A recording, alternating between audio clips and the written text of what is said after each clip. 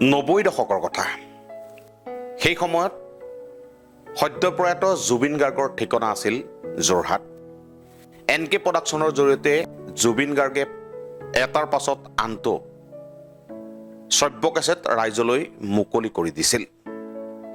আৰু তাৰ পাছত হয়তো থমকি ৰ'ব লগা নহ'ল এইগৰাকী জনপ্ৰিয় কণ্ঠশিল্পী।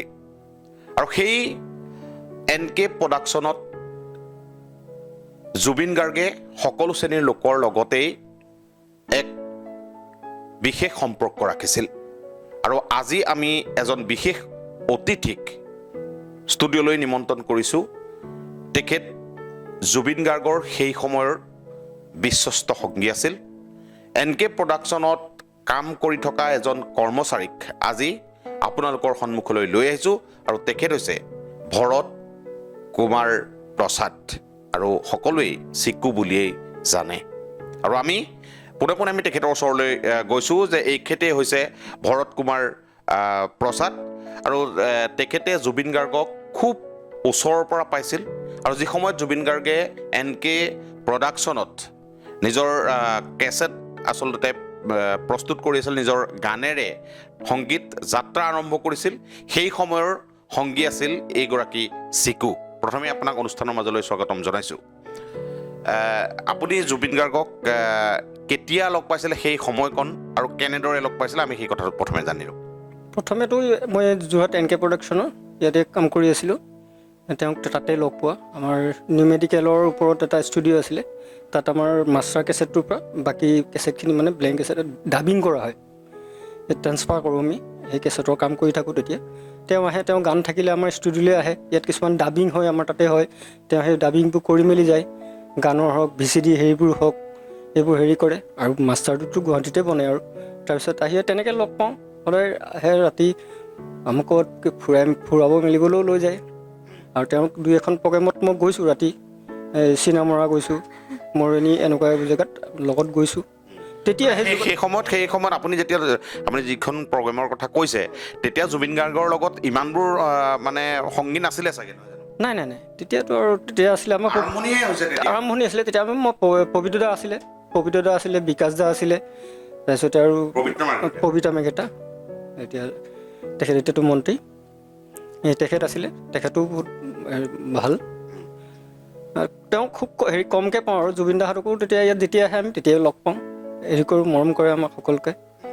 কোনো ষ্টুডিঅ'লৈ যেতিয়া আহে, এইসকল কৰ্মচাৰীৰ লগতো জুবিন গাৰ্গে আচলতে এটা সম্পৰ্ক ৰাখে, ডাঙৰ কথা।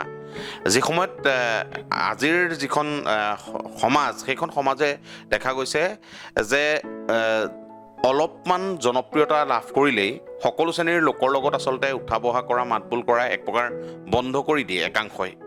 কিন্তু জুবিন গাৰ্গ তেনেকুৱা মানুহ নাছিল। জুবিন গাৰ্গৰ কাৰণে সকলো মানুহৰ এটা নিজা মৰ্যাদা আছে, আৰু সেই নিজা সন্মান তেখেতসকলক দিবলৈ চেষ্টা কৰিছিল। কৰ্মচাৰী বুলি নাভাবি আমাৰ লগতে খাব, আমাৰ লগতে বহিব, আমাৰ লগতে শুই থাকিব। আমি তাত কেতিয়াবা ৰাতি তাত হেৰি কেছেট হেৰি কৰি থাকোঁ, ট্ৰান্সফাৰিং কৰোঁ, তেতিয়া আমাৰ লগতে থাকে। কোনো হেৰি নাই বোলে এইটো ষ্টাফ হয়, হেৰি হয়, সেইবোৰ নাই। হয় আৰু জুবিন গাৰ্গে যিহেতু আপোনাৰ কথা পাতোঁতে মই জানিছোঁ যে জুবিন গাৰ্গে আপোনাক বজাৰ সমাৰ কৰিবলৈ লৈ গৈছিলে। বজাৰ কেতিয়াবা কাপোৰ চাপোৰ কিনিব গ'লে, এই আমাৰ পলচাকিটাৰ ওচৰত এখন দোকান আছে জেনেচিছ বুলি, তেওঁৰ দোকানত যায়। তেওঁৰ দোকানৰ পৰাই লয়। টুপি চুপিবোৰ দিছে, টুপিবোৰ লৈছে, তাৰপিছতে পেণ্ট চেণ্ট এইবোৰ কিনে। জেনেচিছতে মই 2বাৰ গৈছোঁ তেওঁৰ লগত, জেনেচিছতে। আৰু হেৰি হৈ থাকে, পইচা বেগটো তাত আছে। আগতে মানে ইমান সৰু এনেকুৱা বাকচ এটা আছিলে দেই, মানে প্ৰগ্ৰেম চগ্ৰেম কৰি অহা পিছদিনা লৈ আহিছে, বকেজটোত গাড়ীতে আছে। এই মই গ'লোঁ, চালোঁ, দিছোঁ, তাত কিবা লক আছে, ক'ড নম্বৰ আছে। মোক ক'লে এইটো মোৰ লক আছে, এই নম্বৰটো কিবা এটা কৈছিলে, মই সেই সময়ত পাহৰি গ'লোঁ। তাই কৈছে যা খোলগৈ লান। মই পইচা ক্ষেত্ৰত নোৱাৰিলোঁ, পইচা হেৰি নকৰোঁ, মই বেগটোকে লৈ আনিছোঁ, বেগ নানিবি। আকৌ তেওঁ গৈ নিজে কৈছে, জানটোক বোলে চবকে নপঠাওঁ নহয়, এটা বিশ্বাসতে তোক পঠাইছোঁ। আপোনাক কি বুলি মাতিছিলে? চিকু বুলিয়ে মাতে। কেতিয়াবা তই বুলি মাতে, কেতিয়াবা তুমি বুলি মাতে, তেওঁ কোনো হেৰি নাই আৰু। আৰু আপুনি সেই তেতিয়াৰ পৰা শেহতীয়া কেতিয়ালৈকে পালে? মই লাষ্ট আপোনাৰ এই তেখেতৰ এটা LIC হেৰি এটা আছিলে, পলিচি এটা আছিলে পলিচি বণ্ডখন তেওঁ হেৰাই গ'ল তাৰপিছতে মোৰ তেতিয়া আমি জয়ন্ত বৰকটকী তেখেতৰ আণ্ডাৰতে হেৰি কৰি থাকোঁতো তেওঁ মোক ফোন কৰিলে যে এনেকৈ জুবিন দাই ফোন কৰিছে এতিয়া LIC পলিচি বণ্ডখন হেৰাই গ'ল তোক ক'বলৈ কৈছে কেনেকৈ উলিয়াব পাৰে কি কয় তই যিহেতু LICত কৰি আছ পাৰ যদি চাচোন মই বোলো ঠিক আছে গ'লোঁ ব্ৰাঞ্চটোত আহিলোঁ নাম চাম ক'লোঁ আৰু মই ক'লোঁ এনেকৈ বোলে নামততো নোলায় মই ক'লোঁ যিজনৰ নাম ক'ম সেইজনৰ নাম এজনেই আৰু ইয়াত আহিলোঁ আহি পেলাই তাত গ'লোঁ কি নাম বোলো জুবিন গাৰ্গ লগে লগে মাৰি একদম মোক নাম্বাৰ দি দিলে পলিচি নাম্বাৰ মই বোলো পলিচি বণ্ডখন হেৰালে নহয় তাৰপিছতে মই ক'লোঁ যে এনেকুৱা হ'ল আপোনাৰ নম্বৰটো মই পালোঁ তেওঁলৈ মেছেজ কৰি দি দিলোঁ হোৱাটছএপত তাৰ পোৱাৰ পিছত কৈছে এতিয়া কি কৰিব লাগিব বোলে হেৰি এইবোৰ কোৰ্ট এফিডেভিট আছে হেৰি কৰিব লাগিব নটাৰী কৰিব লাগিব তাৰপিছত এইবোৰ জমা দিম তাৰপিছতে হ'ব বোলো ঠিক আছে তই কৰি দে তোক কি খৰচা হ'ব পিছত হেৰি কৰি দিম আৰু মেনেজাৰৰ পৰা মোক কৈ দিম লৈ লিবি তই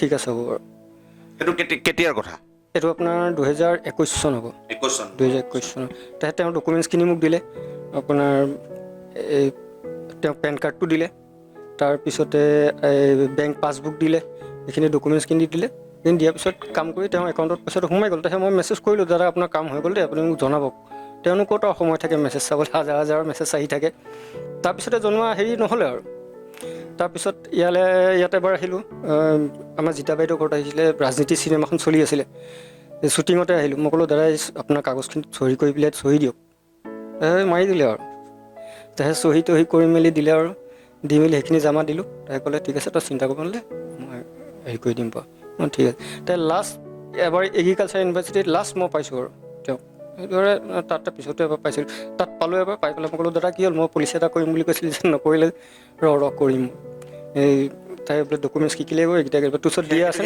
সেইটো কেতিয়া এগ্ৰিকালচাৰ কেতিয়া পাইছিলে মোৰ চনটোৱে পাহৰি গৈছোঁ নহয় লাষ্ট এগ্ৰিকালচাৰত কেতিয়া আহিছিলে জানো মানে গেষ্ট হাউচত আহিছিলে লাষ্ট 2-3 বছৰ আগৰ 2-3 বছৰ তেনেকুৱা 3-4 বছৰ হ'ব তেতিয়া মানে কিন্তু এটা কথা আমি মনত ৰাখিব লাগিব যে জুবিন গাৰ্গে আপোনাক লগ পোৱা সময়টো কিন্তু 2000 চনৰ আগত মানে 98-96 এনেকুৱা দিনত আৰু তাৰ পাছতো কিন্তু আপোনাক মনত ৰাখিছে মনত ৰাখে মই গৈ তেওঁক লগ কৰিবলৈতো অলপ দেৰি ধৈৰ্য ধৰি ৰ'ব লাগিব পাৰিব লাগিব এখন তেওঁৰো এটা টাইম আছেতো হোৱা সময়ত দিগদাৰ নিদিওঁ আৰু তাৰপিছতে আৰু তাত লগ কৰিলোঁ বোলো দাদা কি হ'ল এনেকৈ বোলে হেৰি মোক বোলে 25 লাখ টকা উলিয়াই দে হেৰি পৰা LIC পৰা মই বোলো আপুনি মোলৈ 25 লাখ মই LIC আপুনি লগতকৈ আপুনি বেংকত 25 কোটি লাগে বুলি ক'লে দি দিব মই বোলো কি লাগে আপুনি সঁচাকৈ মই ধেমালি কাৰণে সঁচাকৈ লাগে বোলো আপোনাৰ ওচৰত আৰু পইচা নাই বোলো কি কৰিব বাৰু মই বাৰু হেৰি কৰিম বাৰু LIC পৰা লোৱাই দিম আপুনি কি কৰিব সেইটো কওক তাই কৈছে বোলে হেৰি কাঞ্চনজংঘা পাৰ্ট 2 বনাব লাগে মই বোলো আপোনাৰ ওচৰত পইচা নাই বোলে তো এনেকৈ কৰি আৰু ধেমালি কৰি গুচি গ'লোঁ তাই মোক কৈছে কাম কৰি থাক হেৰি ধৈৰ্য ৰাখ কাম কৰি গৈ থাক তই সৰু ডাঙৰ কাম নাচাবি কাম কৰি গৈ থাক আৰু আপুনি যিহেতু এতিয়া খুব চৰ্চাত আছে জুবিন গাৰ্গৰ দুটা মানুহ এটা হৈছে সিদ্ধাৰ্থ শৰ্মা যি মেনেজাৰ আৰু এইটো শেখৰ গোস্বামী গতিকে এই মানুহকেইজনৰ সৈতে আপোনাৰ সাক্ষাৎ হৈছেনে নাই মই তেনেকৈ চিনিয়ে নাপাওঁ মই সিদ্ধাৰ্থ শৰ্মা মোক খালি জুবিনে কৈছিলে যে মই মেনেজাৰটোক কৈ দিম বাবলু ল'ৰা এজন আছিলে ইয়াৰ নাম্বাৰ লৈ ল আৰু সিদ্ধাৰ্থক কৈ দিবি এই কাম হ'লে পইচা দি দিবলৈ কৈবি তেতিয়া মই নামটো শুনিছোঁ সিদ্ধাৰ্থ বুলি এনেকৈ আপুনি জুবিনদাৰ গুৱাহাটী ঘৰত গৈছে গৈছোঁ গুৱাহাটী ঘৰত গুৱাহাটী ঘৰত এদিন গৈছোঁ মই সেই পলিচিৰ কাৰণেই গৈছিলোঁ মই তেতিয়া আপুনি সিদ্ধাৰ্থ শৰ্মাক লগ পাইছে নাই তেতিয়া নাই পোৱা তেওঁলোক তেতিয়া বাহিৰত ক'ৰবাত গৈছিলে সম্ভৱ কেলকাতা গৈছিলে তেতিয়া তাতে গৈছে চাগে লগ পোৱা নাই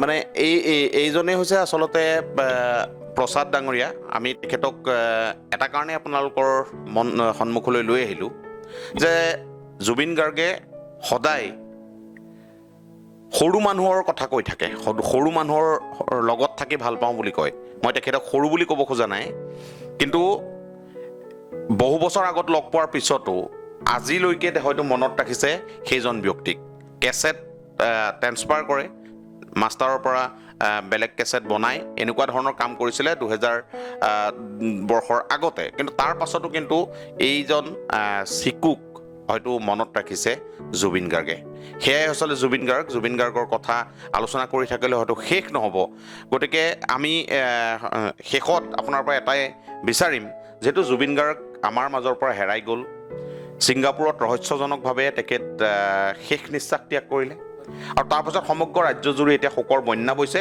আৰু সকলোৱে ন্যায় বিচাৰিছে। যিহেতু জুবিন গাৰ্গৰ আপুনি এগৰাকী অনুৰাগী, বিশেষকৈ অত্যন্ত আত্মীয়, গতিকে এই মুহূৰ্তত আপুনি কি ক'ব? মোক জুবিন গাৰ্গৰ তদন্ত লাগিব, কোন হয় কোন কাল্পিত হয় তাক বিচাৰিলে উচিত দণ্ড শাস্তি দিয়ক, মুঠতে তাক লাগিবই আৰু একো বিচৰা নাই। কাৰণ মোৰ দাদাৰ যি এনেকৈ মৃত্যু হ'ল তাৰ উচিত তদন্ত লাগে, তেওঁ জাষ্টিছ হ'বই লাগিব। জাষ্টিছ হ'ব লাগিব। আচলতে এখেতসকলেও এইটোৱেই বিচাৰিছে যে জুবিন গাৰ্গে ন্যায় পাওক আৰু জুবিন গাৰ্গ কেনেকৈ মৃত্যু হৈছিলে তাৰ প্ৰকৃত তথ্য উদ্ঘাটন হওক আৰু জুবিন গাৰ্গৰ সৃষ্টিৰাজি অসম আৰু অসমীয়াই কাহানিও নেপাহৰে।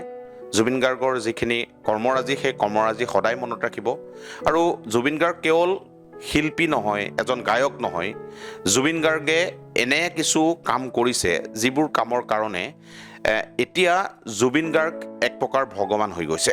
যিবোৰ কাম বিধায়ক মন্ত্ৰীয়ে কৰিব নোৱাৰে সেইবোৰ কাম কিন্তু জুবিন গাৰ্গে কৰি আহিছিল।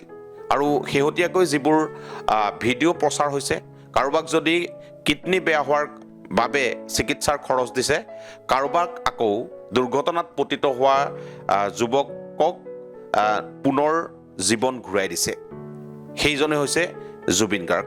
আৰু জুবিন গাৰ্গে কেনেকৈ আমাৰ মাজত ইমানখিনি কাম কৰি থকাৰ মুহূৰ্তত ছিংগাপুৰত গৈ নোহোৱা হৈ গ'ল, তাৰ উত্তৰ হয়তো সকলোকেই লাগিব, আমাকো লাগিব।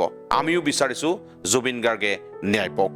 আজিৰ এই অনুষ্ঠানৰ পৰা মই বিৰাজ বৰুৱাই বিদায় মাগিছোঁ।